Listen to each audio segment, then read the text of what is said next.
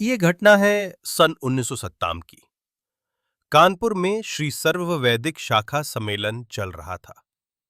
वहीं काशी के विद्वान पंडित श्री लाल बिहारी मिश्र जी से जब परलोक और मृत्यु के रहस्यों पर चर्चा छिड़ी, तब उन्होंने एक घटना सुनाई जो आज भी लोगों के मन में रोमांच भर देती है।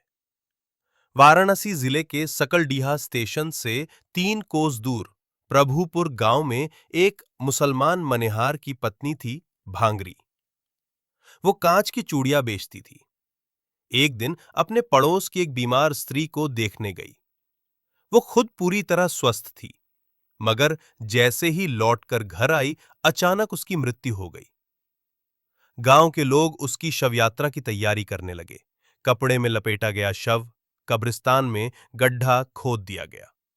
परंतु जैसे ही उसे दफनाया जाने लगा, भीड़ चौंक उठी। भांगरी की देह में हरकत हुई। वो जीवित हो उठी। उसके मुंह से अस्पष्ट शब्द निकले। हाथों से इशारा किया, और जब चेहरे से कपड़ा हटाया गया तो सब अवाक रह गए। उसके सिर पर त्रिशूल से दागे गए जैसे 3 जलने के निशान थे, और कुछ बाल भी जले हुए थे।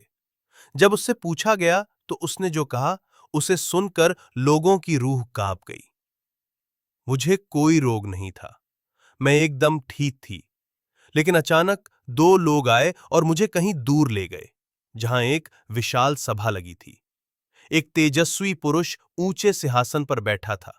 उसने उन दोनों को डांटा, तुम इसे क्यों ले आए? इसकी तो मृत्यु अभी 14 साल बाद है। हमें तो इसकी पड़ोस वाली बीमार स्त्री को लाने के लिए कहा गया था। फिर कहा, अब जब इसे व्यर्थ कष्ट दिया है तो इसके हित के लिए इसके सिर पर त्रिशूल का चिन्ह अंकित कर दो, ताकि इसे यह यात्रा सदा याद रहे। और उस तेजस्वी आदेश के बाद मुझे त्रिशूल से दाग दिया गया। भांगरी का यह बयान भविष्य में सच साबित हुआ। उसी क्षण पड़ोस की बीमार स्त्री का निधन हो गया, और ठीक 14 वर्षों में उसकी दोनों बेटियां उसके सामने ही चल बसीं। उसने दोनों की मृत्यु का दुख भोगा, और 15वें वर्ष में उसकी भी मृत्यु हो गई। जो निशान उसके सिर पर बने थे, वे जीवन भर बने रहे।